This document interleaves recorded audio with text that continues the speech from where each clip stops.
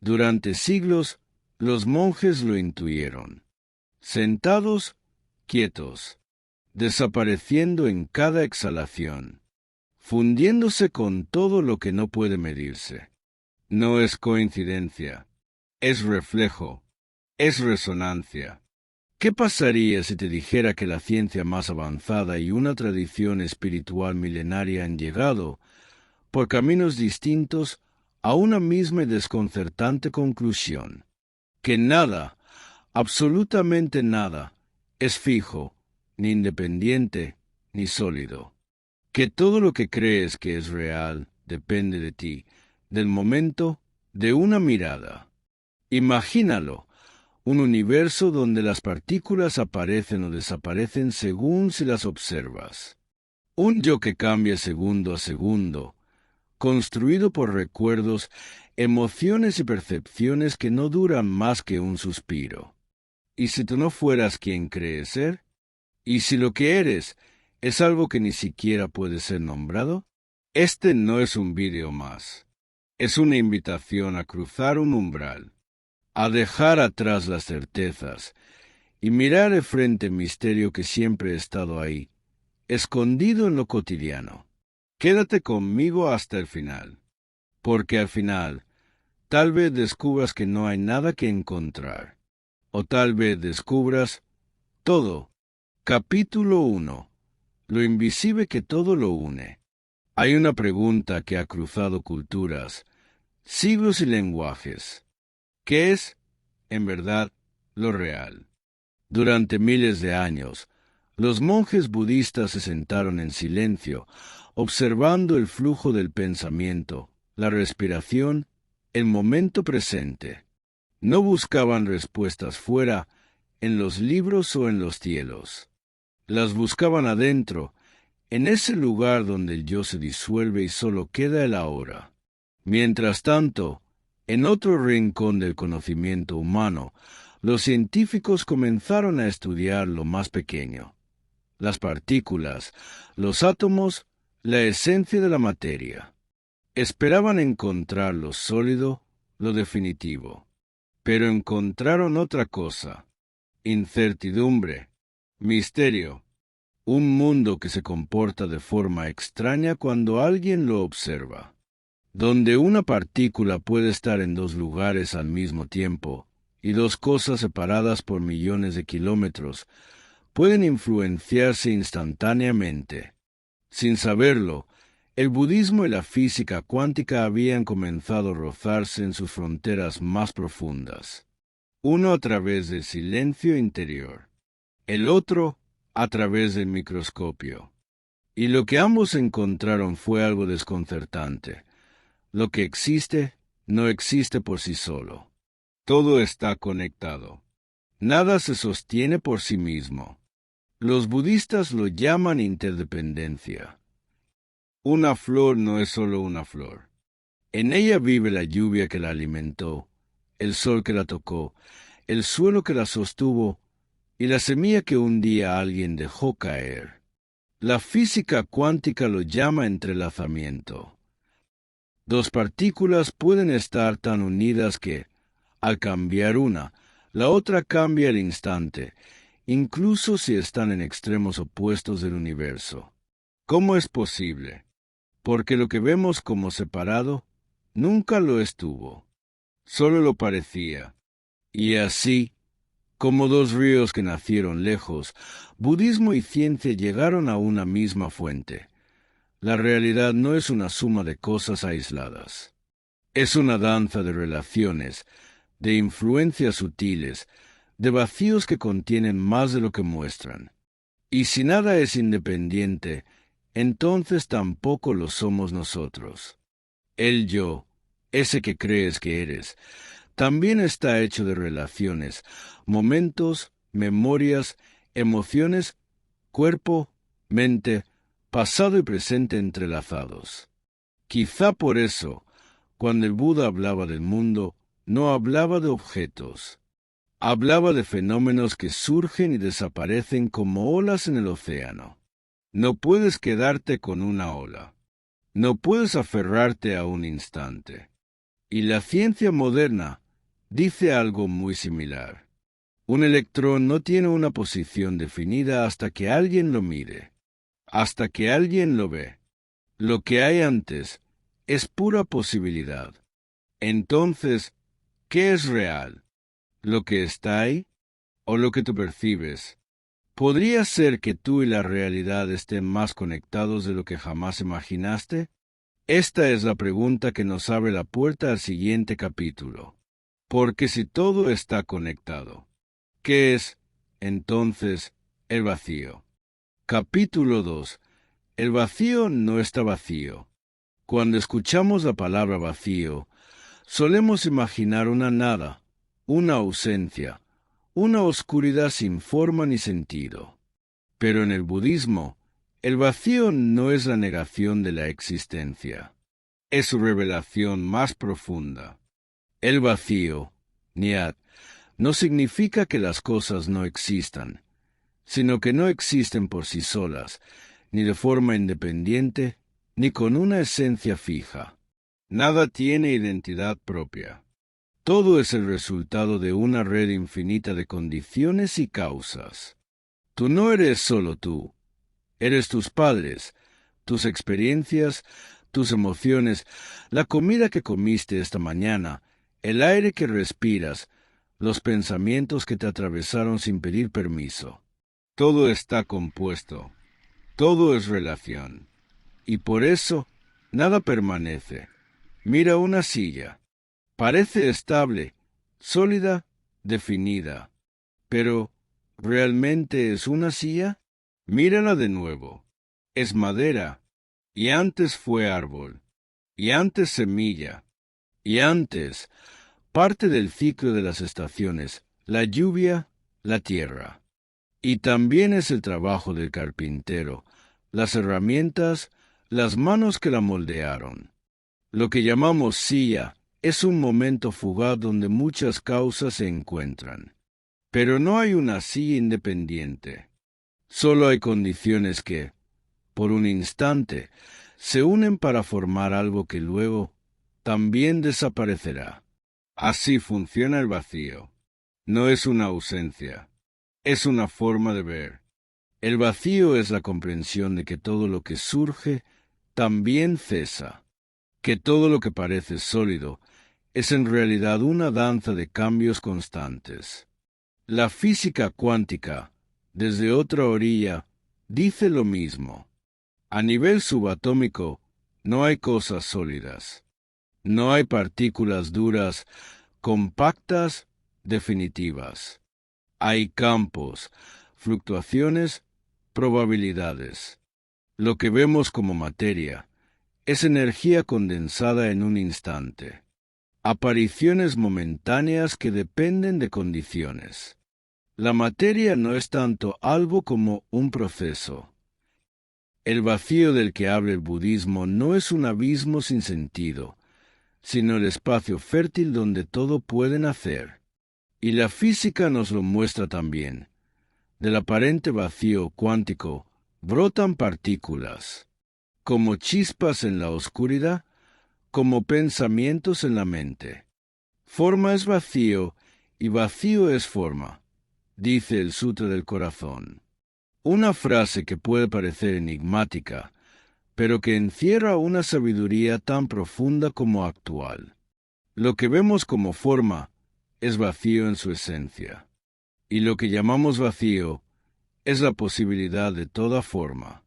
Entonces, si nada es fijo, si todo cambia, si no hay esencia propia ni en una flor, ni en una silla, ni en ti, ¿qué sentido tiene aferrarse? ¿A qué te estás apegando, si todo está cambiando en este mismo instante? Entender vacío no es solo un juego intelectual, es un despertar, porque al comprenderlo, se suelta el miedo, se relaja la necesidad de control, se cae, poco a poco, la ilusión de permanencia. Y con esa caída comienza la libertad. Pero si el vacío es el corazón del budismo, ¿cuál es el equivalente en la ciencia? ¿Qué ve la física cuántica cuando mira dentro de la materia? Es momento de cruzar ese umbral, porque lo que viene desafía incluso nuestros sentidos. Capítulo 3. La física que contradice tus sentidos. Desde niños nos enseñan que el mundo es sólido, predecible y objetivo, que una cosa es lo que es, y que siempre será así, hasta que algo externo la modifique, que hay aquí y hay allá, que hay causa y hay efecto. Pero en lo más profundo del universo, la realidad se comporta de una manera que contradice todo eso. Bienvenidos al mundo cuántico. Imagina una partícula, algo pequeño, casi insignificante. La ves ahí, en un punto determinado, pero cuando decides observarla más de cerca, se desvanece. Ya no está donde debería estar. O peor aún, parece estar en dos lugares al mismo tiempo. Eso no es ciencia ficción. Es el famoso experimento de la doble rendija. Cuando nadie observa, la partícula se comporta como una onda, fluida, dispersa, múltiple. Pero cuando alguien observa, se convierte en una partícula, concreta, localizada, singular. ¿Qué significa eso? Que la realidad, a ese nivel, no es una cosa fija, sino una posibilidad que se actualiza al ser observada. Es como si el universo, en su núcleo más íntimo, esperara ser mirado para decidir qué forma tomar. A esto se le llama efecto del observador. Y si te dijera que tú, simplemente por estar ahí, ya estás influyendo en el tejido mismo de lo real, y si observar es también crear, pero hay más, mucho más. La física cuántica descubrió algo aún más desconcertante: el entrelazamiento. Dos partículas que han estado conectadas, aunque luego se separen por millones de kilómetros, siguen respondiendo instantáneamente una a la otra. Cambias una, y la otra cambia al mismo tiempo. Sin señales, sin demoras. Es como si el universo no tuviera distancias. Como si, en el fondo, todo estuviera tocándose. Einstein lo llamó acción fantasmal a distancia. No podía entenderlo del todo. Nadie puede aún, porque rompe todas nuestras reglas. Destruye la noción de que las cosas están separadas. Pero, ¿y si nunca lo estuvieron? Lo que llamamos partícula es sólo una expresión momentánea de algo más profundo, un campo cuántico, una vibración, una posibilidad. Y ese campo lo permea todo. Así como en el budismo se dice que todo surge de vacío, no como ausencia, sino como potencia creativa, la física cuántica nos habla de un campo subyacente donde lo que existe no es materia, sino posibilidad. No hay átomos como pequeñas bolitas duras. Hay relaciones, ritmos, información. Y lo más perturbador, lo que parece sólido, está mayoritariamente vacío. El núcleo de un átomo es minúsculo comparado con el espacio que lo rodea. Si un átomo fuera del tamaño de una catedral, su núcleo sería como un grano de arroz flotando en el centro. Entonces, ¿por qué sentimos las cosas sólidas? Porque nuestros sentidos están programados para sobrevivir, no para comprender lo invisible. Vemos lo que necesitamos ver, pero lo que es va mucho más allá. Y ahí es donde la física y el budismo vuelven a mirarse como dos espejos enfrentados. Ambos nos dicen que la realidad no es lo que aparenta, que lo fijo es fluido, que lo sólido es energía, que lo que creemos entender es sólo una máscara del misterio. ¿Te das cuenta de lo que esto significa? Significa que nuestra experiencia cotidiana del mundo está profundamente limitada. que nuestros sentidos no nos muestran la verdad, sino apenas una interpretación. Pero hay algo aún más fascinante. Si la realidad necesita de un observador para manifestarse, si las partículas cambian su comportamiento al ser miradas, entonces, ¿quién eres tú que mira? ¿Qué papel juegas tú en todo esto? ¿Eres solo un espectador o parte del escenario? El siguiente capítulo nos lleva a ese territorio aún más inquietante, el lugar donde el observador y lo observado ya no pueden separarse. Capítulo 4. Tú creas lo que ves. Y si lo que ves no fuera una ventana hacia una realidad objetiva, sino un espejo de tu propia mente, esta idea puede parecer desconcertante, incluso absurda al principio. Sin embargo, tanto el Buda como la física moderna coinciden en algo radical. La realidad no es independiente del observador.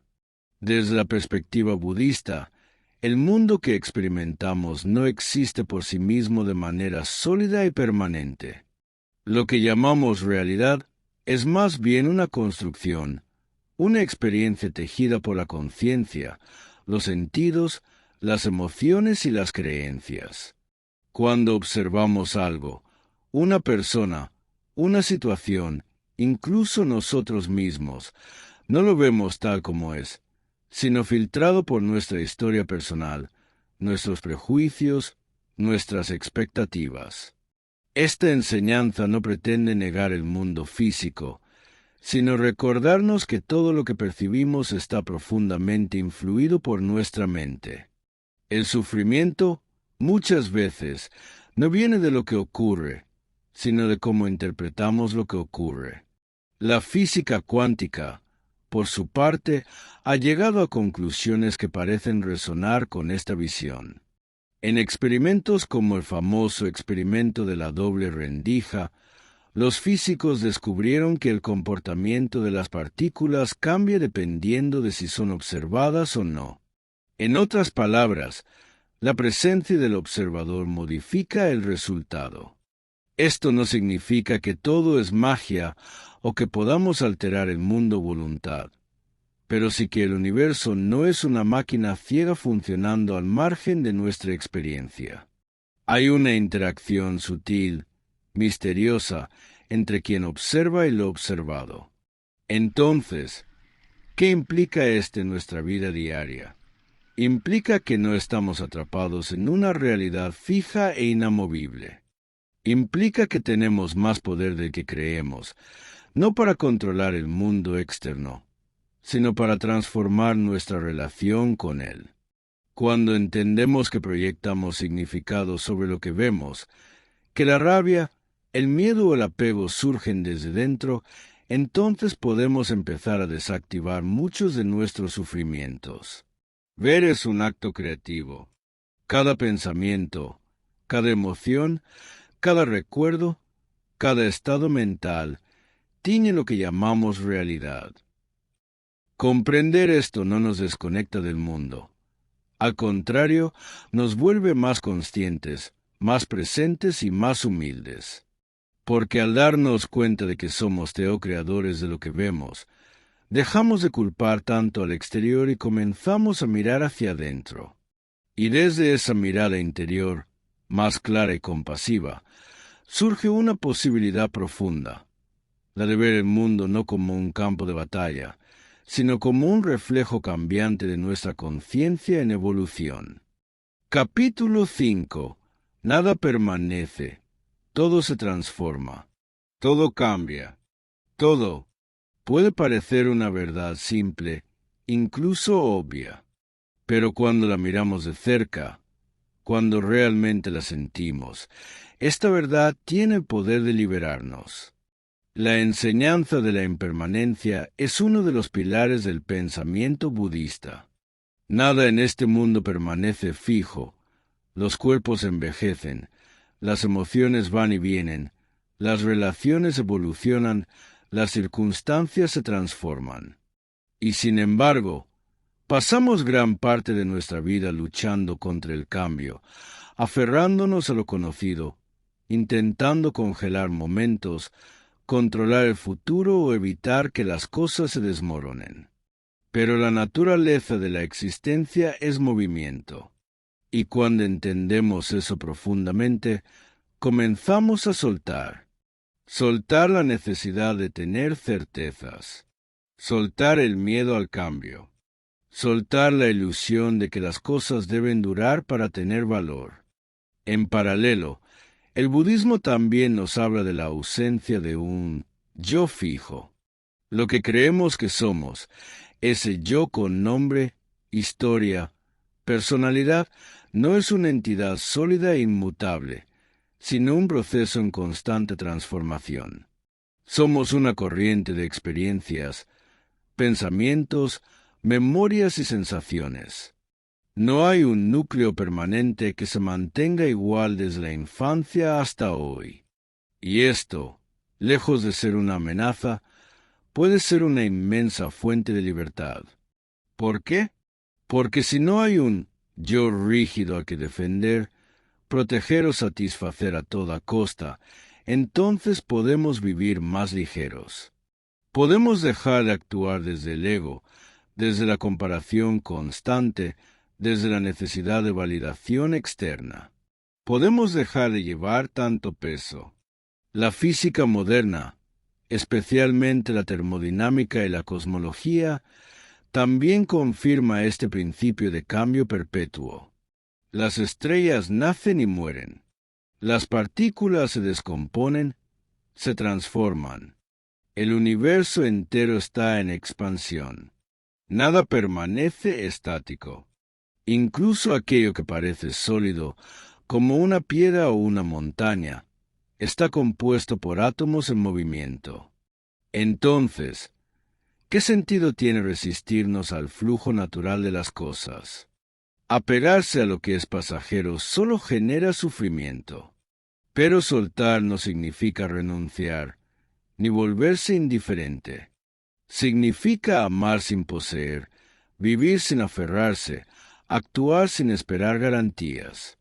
La impermanencia, bien comprendida, no nos vuelve fríos, nos vuelve presentes.